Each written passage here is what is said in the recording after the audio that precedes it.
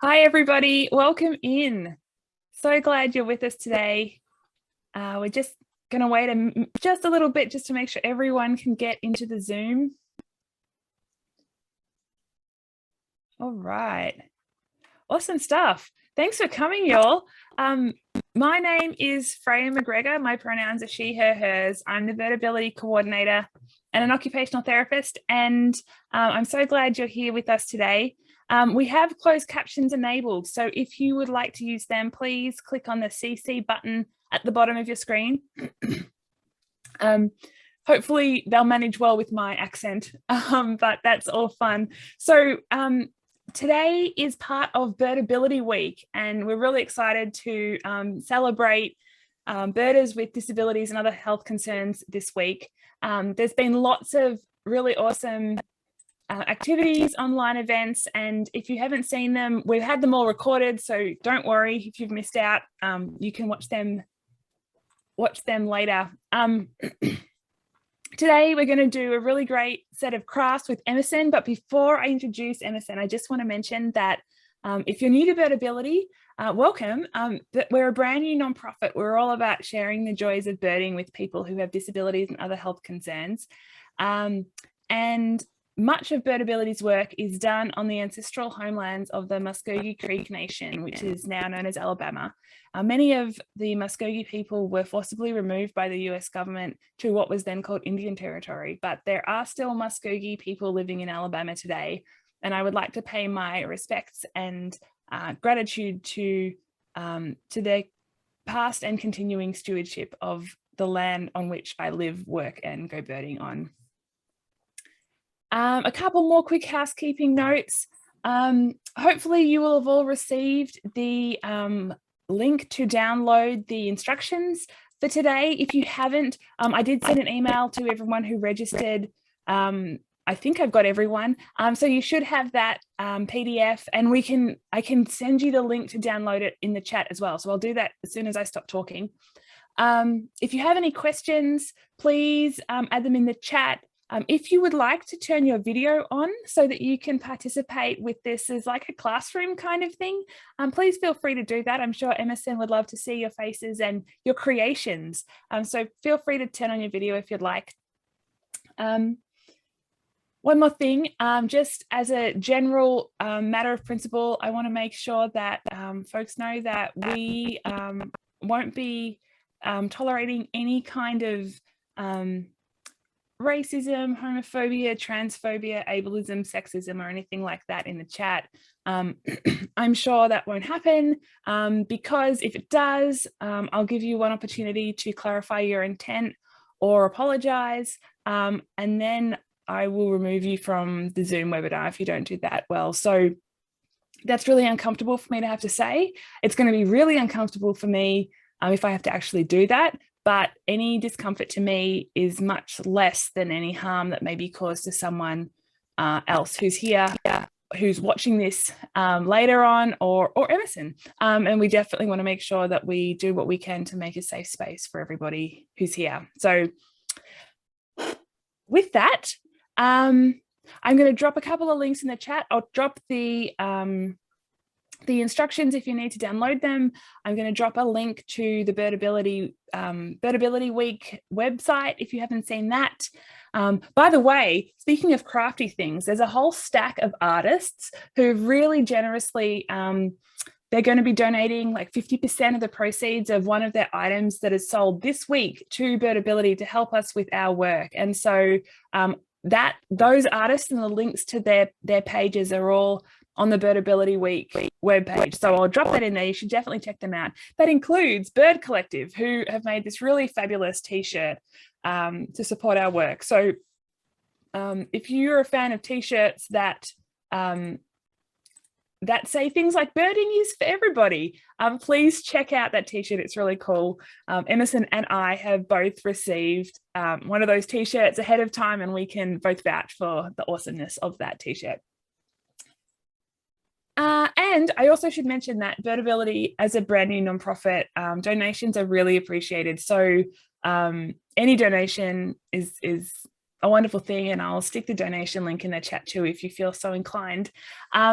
All right, with that, I'm going to turn my camera off. But yeah, if anyone would like to turn theirs on so you can participate with Emerson, please do that. And if you ask any questions, I'll jump in and ask those to Emerson if she doesn't see them as they come in. And we should definitely have plenty of time at the end for questions about birdability, about Emerson. Emerson's going to share with you a couple of her access challenges when that impact her ability to go birding. So if you have any questions for her about any of that, I know she's happy to take questions at the end, so stick around. And Emerson, over to you. Thanks, Freya. Thank you all for being here today. I'm so excited with the turnout, and I'm really excited to talk about something I really love, which is birds. So first off, my name is Emerson Milam. I use she, her, hers pronouns, and I'm coming to you today from Northern Virginia. That is the native land of the Dode and the Potomac peoples. And I have to admit, I don't know a lot about these groups of people, and I'm continuing my education to learn about the original caretakers, the land I live on and bird on, which is an ongoing process. So with that, welcome. We are making bird feeders today. We're going to be talking about bird feeders. We're going to be talking about why they're amazing and how I use them to bird in my backyard, or really anywhere, because birds are everywhere and they're quite hilarious when you really take a minute to enjoy them and listen to them and watch them. And this is a great way to bring them into your space, bring them closer into you so you could enjoy them however you like. Because as my new favorite definition of birding, defined by the one, the only Freya McGregor, birding is the enjoyment of wild birds. So there's no way to bird wrong. There's no right way to bird. As long as you're enjoying yourself, you're doing it right. So first, I'd like to just say that this is being recorded, as Freya mentioned. And if you need to step away, take a break, whatever, please feel free to do so. We're happy to have you in whatever way you can show up with us today. As Freya mentioned, I have some accessibility challenges. I have chronic Lyme disease, which causes a whole bunch of symptoms, but primarily chronic pain and chronic fatigue. So I can't always get out and go birding at, say, a nature center or a wildlife trail or something like that. And I used to think that meant I couldn't bird or that I was missing out on birding. But it turns out I was completely wrong. And now I often bird from my backyard while I'm doing dishes, looking out the window above the sink. We've put our bird feeder in a prime location where you can see it many different ways. And it's honestly just reinvigorated my joy of birding. My ADHD makes me very observant. I hear really well. I get distracted easily. You might see me look around off camera during our class today. And that's a birding superpower, to be honest. It is one of my greatest strengths. And I've really honed in on how to use that by sitting in one place and enjoying the birds as they come to me instead of running after them through the woods or down a trail or driving from location to location. And so I really want to help share those experiences with all of you. So let's get started. What is a bird feeder? Does anyone know? Does anyone have a guess? Feel free to write it in the comments or turn your microphone on. If not, I can do it. Any guesses? All right, maybe you don't know, and that's perfectly okay. A bird feeder is really just a way to give supplemental food to wild birds. And with that being said, there is a wrong way to do it, and that would be anything that endangers a bird. So does anyone think of a backyard bird danger? Any ideas? I see the chat's going up. People are using it. Awesome. Moldy seeds. Excellent. Yes, Jill. Thank you. Old or moldy seeds can transmit disease. Just like we can get food poisoning, birds can also get sick. Windows. Yes. Thank you. Bird striking windows. I don't know if you've seen, but another Birdability captain, Becca Matthews, posted a video today about window clings and how you can make your windows bird safe. Ooh, Laura, outdoor cats. Yes, that is a huge issue for wild birds. That could be its own lecture in itself. I saw netting. That's a big one. Halloween is coming up. Big spider webs.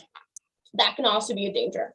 So it's important in thinking about if you're inviting something into space that you have somewhat control over, it's important to make sure it's welcoming and inclusive for when they come. Can you bring a feeder on a road trip? I don't see why not. I think that's a great question, and we'll come back to that a little later in the video.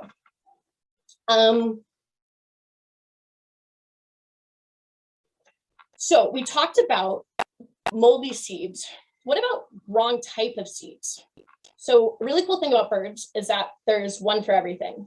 They have taken on to all the different ecological niches, and they have just exploded. So if you look at the range birds, do hawks eat sunflower seeds and berries? Not so much. Do chickadees enjoy seeds and nuts and berries? Oh yeah. So there is another thing to consider is what kind of birds you're trying to attract. And so what kind of foods you need to put out. I use store-bought birdseed because, well, it's very convenient and it comes with all sorts of good sunflower seeds, mealworms, nuts, stuff like that, that attracts a wide range of different birds. And so I get a bunch of different ones in, and mourning doves are my favorite. When they come in really close, you can really notice the blue sheen of them and their beautiful eye rings. Does anyone have a favorite backyard bird they want to drop in the chat right now? All right. Yeah, so that's a little bit about birds and wagtails. I love a wagtail. So we have instructions that were mailed out to you or into your, cedar waxwings, yes. Carolina wrens, oh, we have a pair nesting just outside this window behind me that are so loud and silly. They really make my day a lot. So you were sent out this wonderful packet of different bird feeder ideas. And that's an excellent resource. They're simplified down into easy steps. But what I wanted to do was talk about how really anything can become a bird feeder. So I walked around my house and I have collected just some random assortments of things. We have a juice bottle, egg carton, not styrofoam, probably not best to put plastic that can break down close to birds. That could be a potential hazard. Pine cones, birds eat pine cones. All of these little holes have seeds in them. And as they open up, or birds will open them up with their beaks, they get a yummy snack. So we can totally repurpose this to be a bird feeder. I have peanut butter with me. You can also use seed butter if you have a nut allergy.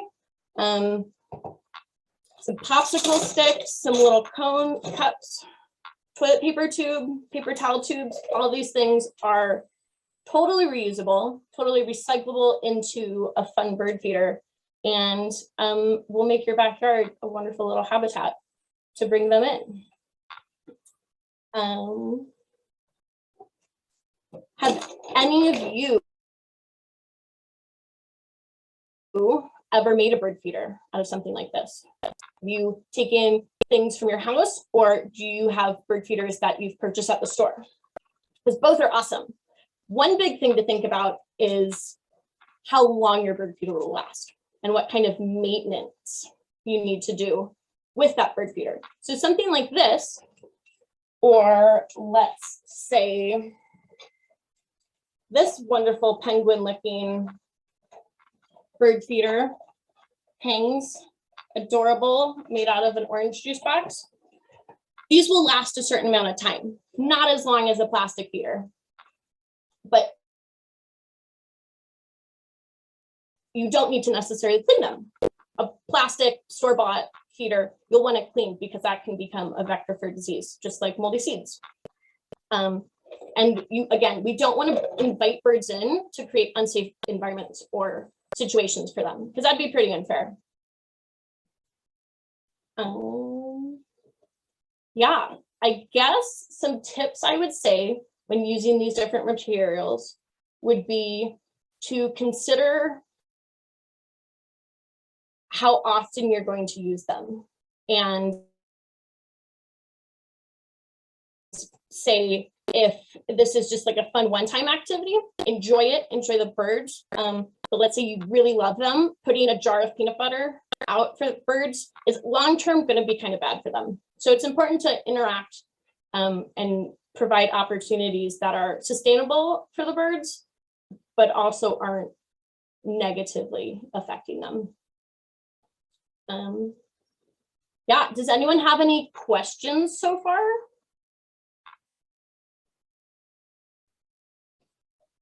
Yeah, getting a thumbs up. Laura, hi. Hi, can you hear me? Yes. Okay, I just had a quick question talking about accessibility. I'm a mom of a kid that has seed and nut allergies. So the seed butter doesn't help. Do you have any other idea of something that could be used for kiddos that have food allergies? That is a great question. The thing that's coming to my head is maple syrup. Michael just said suet. That's an excellent idea. Yeah. I also know that if say like nut butter, as you're saying, is an issue, having a hanging feeder of sorts, something that is an object that holds seeds, can be a good alternative. Also, one of our favorite ones is making garland with like yarn and Cheerios, or some other like type of cereal. But I will look into that and send out an answer. But I like the suit answer from Michael. Thank you. Yeah, those are great suggestions. Thank you. Thanks for the question. Anybody else?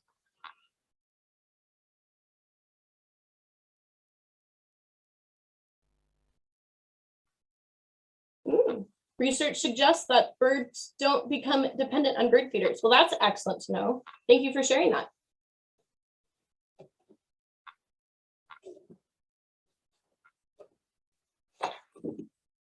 Does anyone have a feeder from the packet that they'd like modeled how to make? Does anyone have any materials with them that they'd like to craft along? There seems to be a lot of parents in here, which is excellent. I love that you're learning new crafts for your kids and your little ones.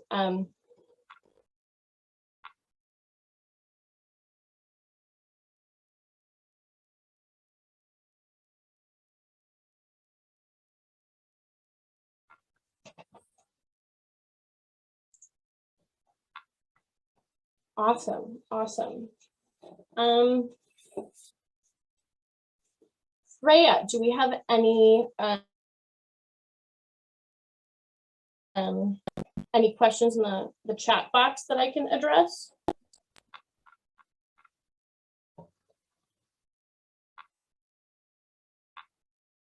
Ooh, nectar feeders. That's a great topic to bring up.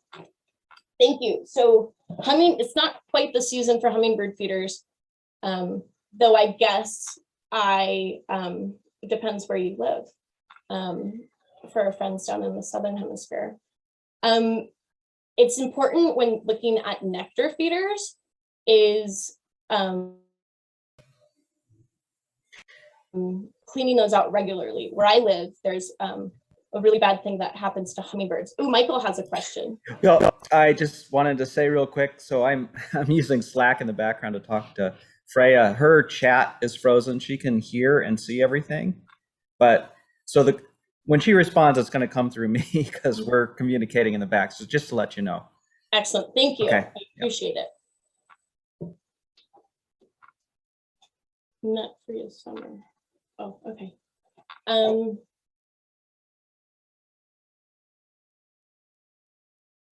Yeah, hummingbird feeders, clean them out. Paralyzed tongues are not fun, and we love our little floaty friends.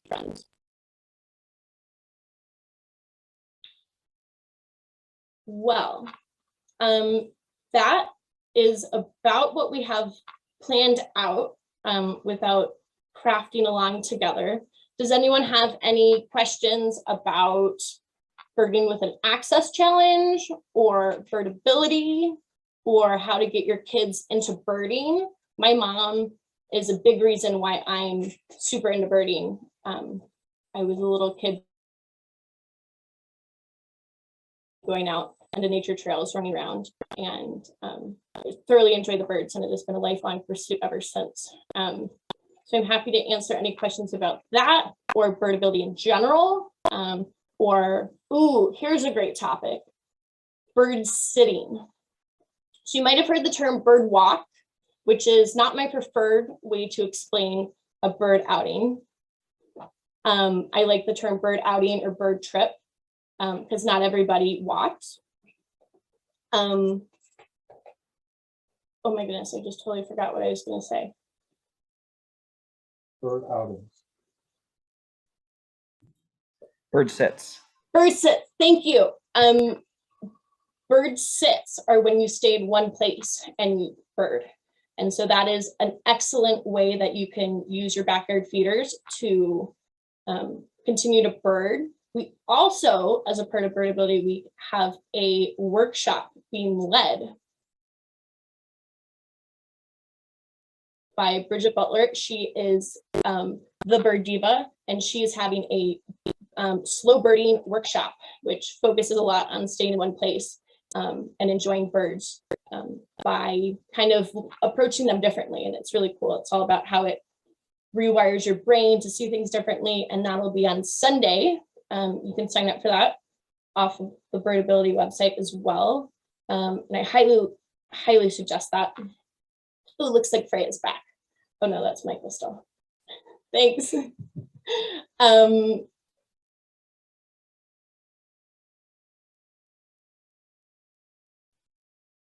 Yeah.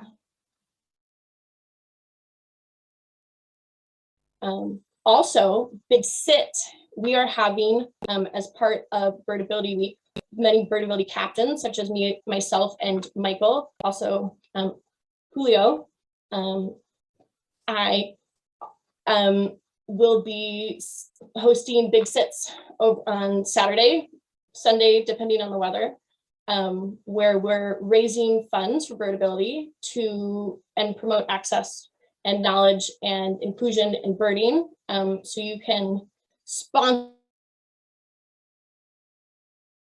us if you would be so generous. I know I have a team going, Michael has a team going on the Birdability page. You can pick a person or pick the organization. We're all just one big team, Team Nuthatch. And we are so excited to have everyone join us and celebrate this week. So that's about all I have. And if anyone has some more questions, if Freya's camera can come on, I know she can also answer questions about birdability at large and our mission, or really just anything bird relating that you might be curious about. Hi, everyone. Can you hear me okay?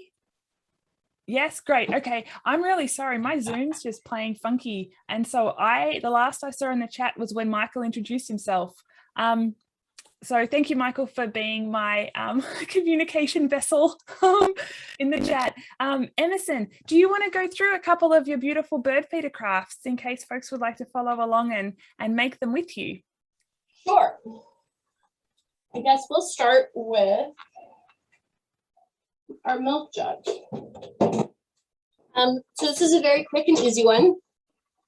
And the principle of this is a waterproof container for your seeds. This is just a milk jug. You can also use a carton if that's what you have, like almond milk or whatever. And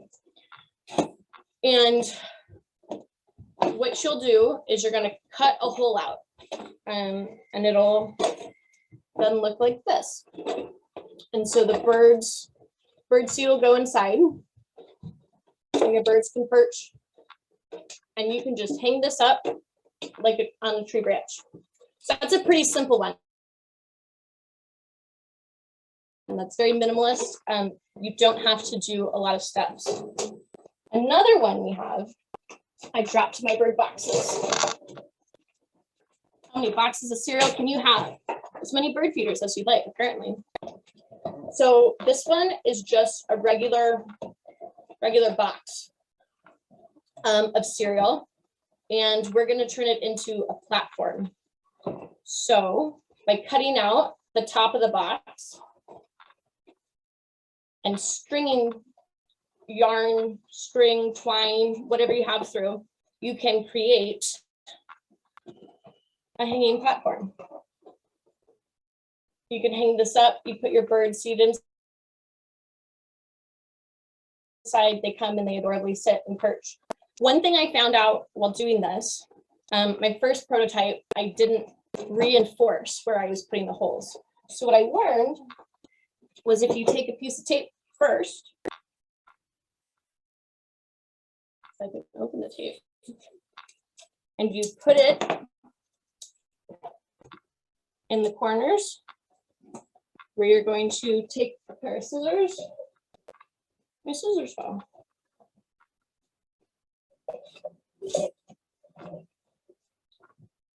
Where you put your hole through, it'll reinforce it and it won't tear through. If it gets like slightly wet or, you know, it's been out there for a week or so, it is paper, it will tend to deteriorate. One of my favorite ones to do is with a paper towel tube. So this one, because it's longer, you'll need a perch. The birds can't just attach on and do like the woodpecker or our favorite white-breasted nuthatch thing where they chip up and down a tree. So in this one, you'll want to take a pair of scissors or an X-Acto knife, which might be a little safer if you have little fledgling birders, little young birders. Maybe help them. We don't want any accidents. Same goes with hot glue or any of those things. Please make sure they're being safe. So a small slit in one side, small slit in the other side, and then you will take your popsicle stick, work it through both sides. And then when you hang your feeder, they have a place to come and sit. Now, one thing that still kind of blows my mind about birds is how light they are. Birds are super, super light. It's adapted that way so that they can maintain flight. If they were too heavy, it wouldn't work out. So it doesn't need to be the strongest, but if a crow comes and lands on it or a blue jay, significantly heavier than like a chickadee. So again, matching your bird seed with the birds you're trying to attract can go a long way to keeping them safe. The next step you take with these would be cut a hole in the top. And this is going to be where you hang your feeder from. Some yarn, string them through. Then you're going to come in with your nut butter, suet, seed butter. What were some of those other examples we talked about as nut alternatives that are going to be up in the comments? Come in with your handy knife. One thing to remember with peanut butter is a little bit goes a long way. It's an adhesive. It's the glue that's going to hold the seed on, but you don't want to just be giving them a peanut butter sandwich. That'll be bad for the birds in the long run. So nice, smear it on. You're going to want to cover the whole tube. I'm just going to do a little bit for demonstration. Pour some seeds on it, and then your whole tube will be covered, and they'll come and they hang in there. They work really well. They're really fun to make. They're really simple. I find it really therapeutic, and the birds just come in and nom away, and it's really adorable. Which other feeders do we have? Let's go with pine cone. So the pine cone one's a little tricky. It's really great because it requires a little bit more fine motor skills, as opposed to the tube that's like really flat and straight, and you can just get some nice long strokes. Your pine cone is full of all these little crevices and divots, which is awesome. That's the point of a pine cone, but it's really easy to over peanut butter. And so it takes just a little bit more time, but going between the layers, you can kind of see how the pine cones form rows as they get closer to the top, and making sure you enough to get seeds stuck, but not too much that you're just throwing a ball of peanut butter into your backyard. We'll go through, peanut butter that up, get it nice and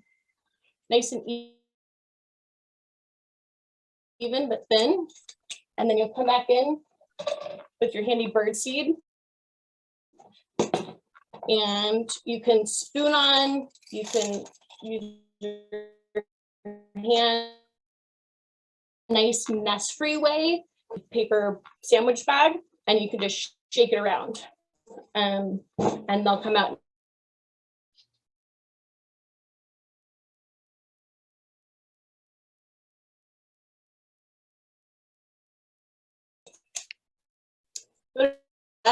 You can always add more comes out nice.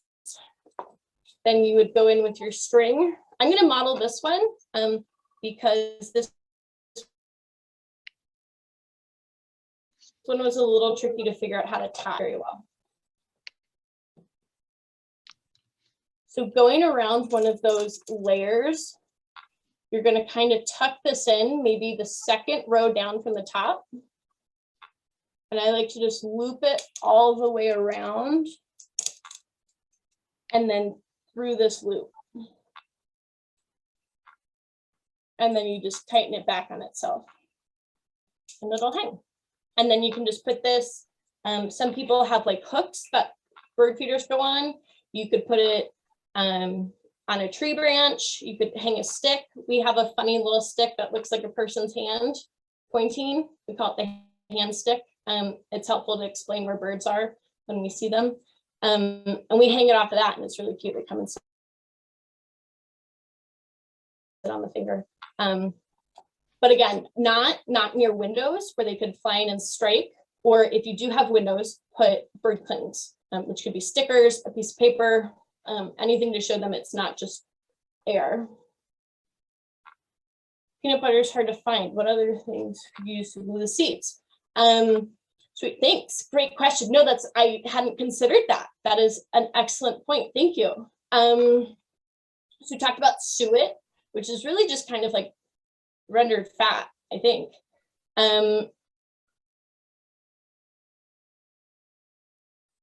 Seed butter.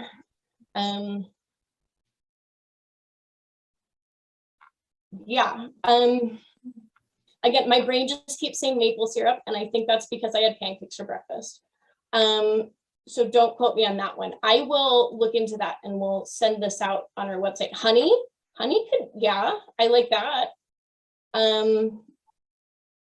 yeah, I'll have to look a little more into that. But that's an excellent point. Thank you. What time is it? We have time for one more? Yeah. Let's do one more. Okay.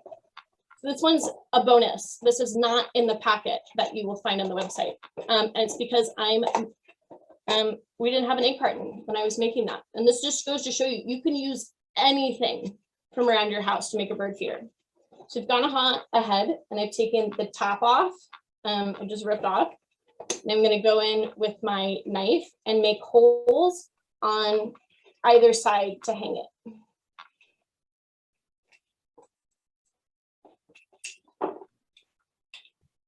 Little holes. We're going to go in with a string. And this is just like some yarn I found in our craft store. I would say probably not fishing line, because that could get the birds into some trouble if they can't see it.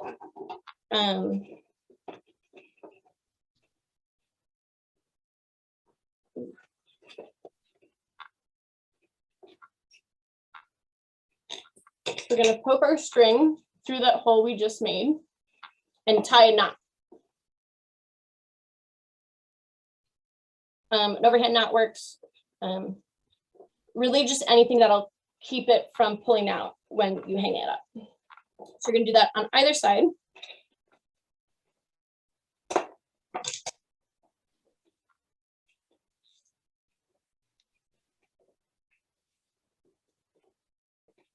Again, tying it to keep it secure.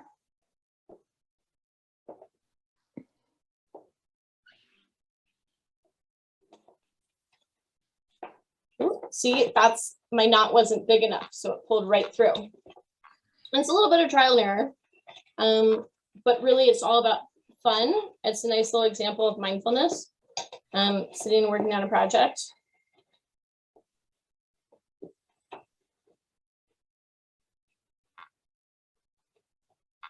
Now, if we had a little bit more time, I might reinforce on the other side, have a second piece of string so it hangs nice.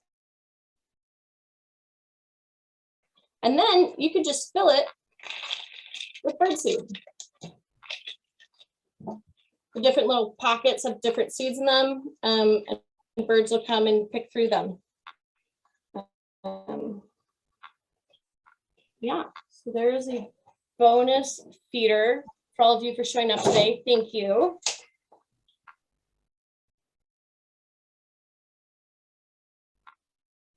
Yes.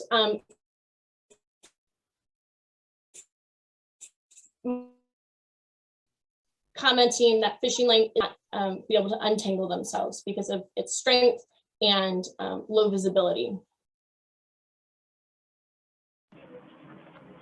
Emerson, can I ask you another question? Can you hear me?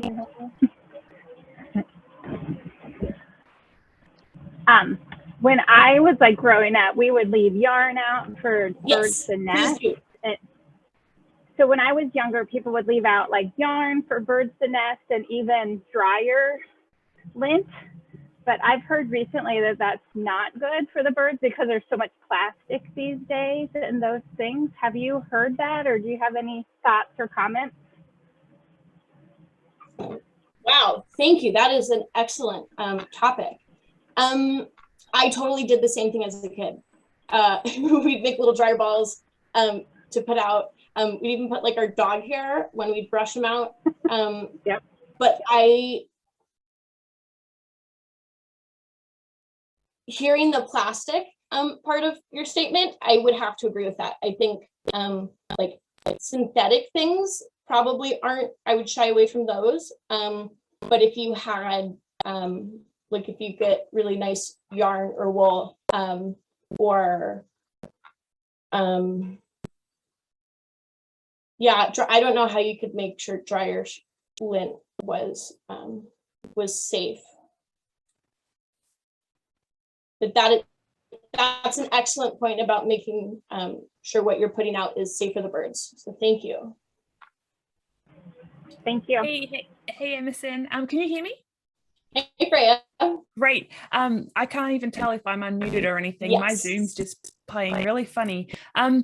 Just because I'm a knitter, I'm going to jump in here.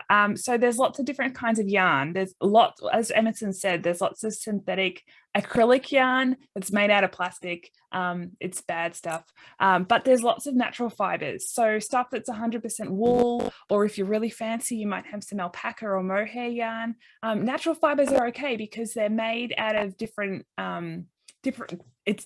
stuff, and it will break down, or it will decompose, or it will break apart into small pieces, and so birds won't get tangled up in that or like strangle themselves or anything. So natural stuff is okay.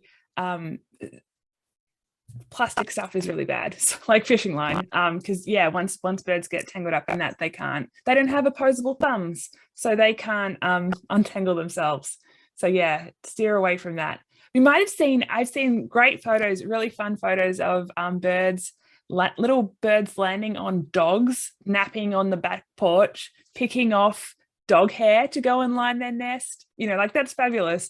So they're also short. That's the other thing. So if you're going to do that, if you're going to put out natural fibers for birds to like recycle into their nest, try and keep them short, you know, 1 or 2 inches or 3 maybe at most. So that's what, 5 to 10 centimeters.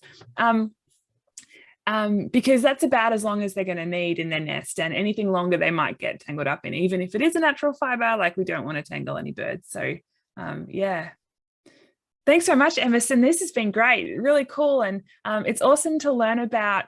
Backyard birding is something that's accessible to a lot of folks with disabilities and other health concerns, and a lot of folks with access challenges might not have a lot of disposable income for the really fancy, you know, really durable metal feeders or anything like that. So being able to recycle common stuff from around the house to attract birds is such a cool idea. So thank you for sharing so many of these great ideas.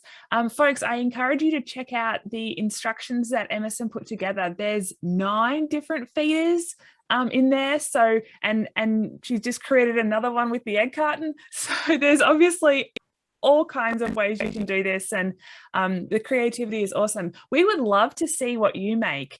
Please send us photos. My email address is info@birdability.org, or share it on social media. Hey, Julio's just made an orange one. Thanks, Julio. That's so cool. That's one of the ones from, oh, and he's getting to eat it for a bonus. Bonus. Healthy for the birds and healthy for the humans. Yeah, good so vitamin great. C. So thank you, Emerson, for the idea. It's I orange love season seeing what you here. made. That's fantastic. Thank you, Julio. Yeah, send us an email or take a photo and share it on social media and tag us at Birdability. We'd love to see what you make, and we'd love to see them out in your backyard or in near your school, like classroom or wherever you put them. And it's really cool. And I know Emerson would be thrilled to see this. So, folks, are there any questions about backyard birding, feeders, birdability? Any questions for Emerson about what it's like birding with chronic Lyme disease or ADHD? Or I should say, and it's not like you can turn one of those off. You've got both all the time. I can't see the chat because it's playing funny for me. So Emerson, I'll put you in control of watching the chat. If any questions come through for you, please just share the question out loud for people like me who can't see the chat, and then go ahead and answer it. I'm sorry about my technical issues, but we had a question about apartment dwellers and how you can encourage birds to come into that kind of, I guess you don't have a backyard. I have, when I lived in an apartment, we had a little balcony that we zip tied a stick to one of the railings, and so we could hang the bird feeder up slightly higher, and they could come in. I have friends who worked with their apartment complex and got bird feeders put into like the courtyard that all of the like windows looked out onto. you mentioned the feeders that stick to the windows, and honestly, I'm not sure what like the birding world's opinion on those are. I think if it's bird safe glass around it, I think that like mitigates the risk of like being so close to glass. But those are great because you can just, I know a lot of cats like them, but then they also can't get the birds because they're inside. Yeah, Freya, do you have any ideas? Yeah. So we used to live in an apartment and we were really lucky. It faced out onto this big floodplain in San Antonio, Texas. And we had a big tree. We were only on I would call that the first floor in Australia. The one on the ground is the ground floor. Second floor in America, one up from the ground anyway. So we had a clear, one of those stick onto the window clear like tray feeders. It was really great. The trick we had though was there were so many white-winged doves and they sort of dominated that feeder because it was tall enough that they could get in there, and all the smaller birds kind of got a bit bullied out. So I know there's various different feeders that you can use. I don't know that they're all ones you can stick onto glass. It's just a suction cap, so it doesn't do any damage to the glass, but that have different like height adjustable, like a dome or something on top, so you can kind of exclude the bigger birds that might otherwise push out smaller birds. Yeah, but that worked really well. And here my husband's in the army, so we move around a lot. Now in Alabama, and we have a suction cap hummingbird feeder, which is really great. It's so fun to have the hummingbirds like right up next to the window and you can be standing right there like a foot away, and there's a hummingbird right at your eye height. It's really, really cool. So yeah, they both work really well, but that bird friendly glass is really important. Birds don't see, as Emerson said, birds don't see glass, they see whatever is reflected in the glass. And if you have trees and stuff, they think that's a great place to fly. So check out the link that Michael posted for me to the Birdability page that has the instructions for this, because there's more instructions and an activity from another one of our wonderful Birdability captains, our volunteers, about making bird-friendly glass. And it's just a little easy coloring in activity. And you just need to stick stuff on your glass so the birds can see it and they know, oh, that's a thing. I need to not fly into that thing. So yeah, Michael, great question about apartments. Yeah, thank you for that one. You're helping us be more inclusive and I appreciate that. Actually, as well, in San Antonio, because we had that tree, I like duct taped 2 wooden dowels together with a hook on the end, and I got a suet feeder. So they're like a little cage and you put a cake of suet in there, which is basically a bunch of seed and stuff held together by fat, as Emerson said earlier. So I stuck 2 wooden dowels and a hook together with duct tape, and it took me quite a lot of work, but hanging out of the apartment window, I was able to secure the attachment from the chain on the suet feeder. So that was something else. Like, not everyone will have a tree nearby. Not everyone would be as silly as me hanging out of that apartment window. But yeah, there's different creative ways you might be able to come up with some solutions for your apartment. Michael posted in the chat talking about native plants, which, thank you so much for bringing up. Native plants are a great way to encourage birds into your space, into your yard, really just into anywhere. Especially if you're replacing invasive plants with native plants. That's it just goes a long way to protecting the environment we live in.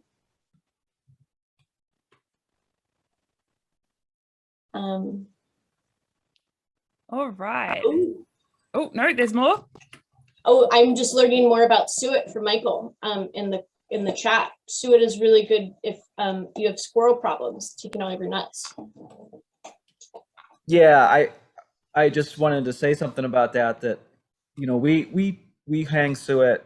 We just buy it from the grocery store. You know, you can get it at the bird stores too, and that a lot of times they will put nuts and seeds and all kinds of things like that into it. But if you want to get raw, and I think it's cheaper if you just go to the grocery store and look in the meat case, and a lot of times they'll have suet there.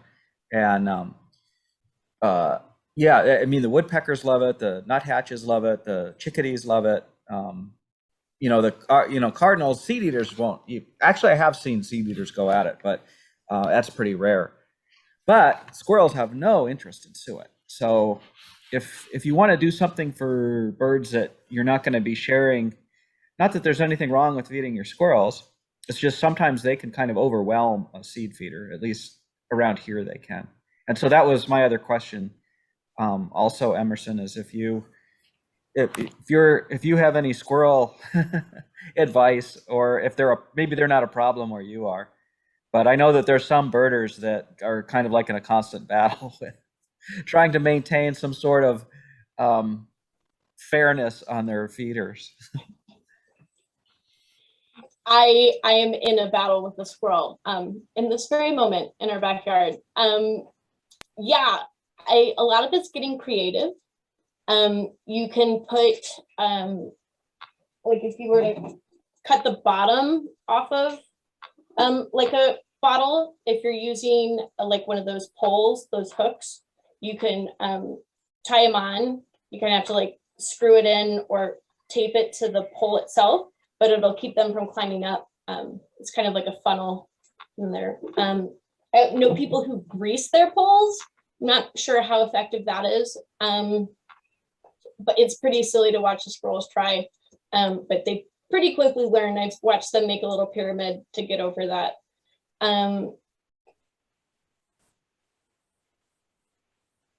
They also sell like cages, like they kind of market them towards snakes. But I think putting them out in an area where squirrel is less likely to get to them, or and sometimes it's just their nature too. They get some seeds, but if they're bullying your birds, you can take more I've stuff.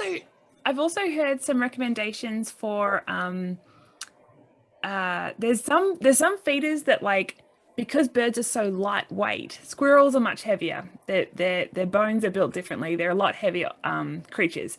And so there are some feeders that when something very heavy, like lands or climbs onto the rim, the thing that they would hold on to get to the seed, the feeder spins like really fast. And if you look up these videos of squirrels like hanging on for dear life, and just, I mean, it kind of is, it's maybe cruel, but the squirrels keep coming back, so they're obviously doing okay, but they can't get to the seed, and they actually end up getting spun so fast that they fly off. I mean, the squirrel's doing all right. The squirrel's pretty resilient, and the squirrels, the same individuals tend to keep coming back a few times before they realize this is not an accessible food source for them. So they're probably okay.